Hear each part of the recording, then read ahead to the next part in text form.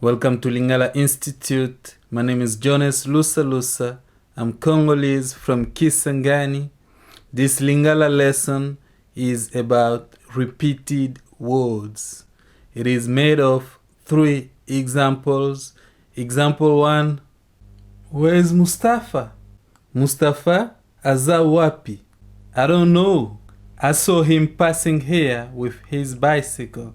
Naye na monaki ye azalaki ko leka-leka awa na velo naye. Example 2. Who was there? How am I going to know? The room was full. I saw all kinds of people. Banani yango bazalaki wana? Na koyeba ndenge nini? Salle etondaki na monaki batu ya ndenge na ndenge. Example 3. When I saw this photograph, I laughed really hard.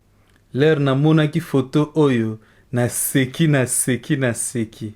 Thank you so much for watching. Lesson 1 is called the verb to be in Lingala. Lesson 10 and 17 are about greetings. Lesson 10 is called visiting Kinshasa, and lesson 17 is called Lingala in 80 seconds.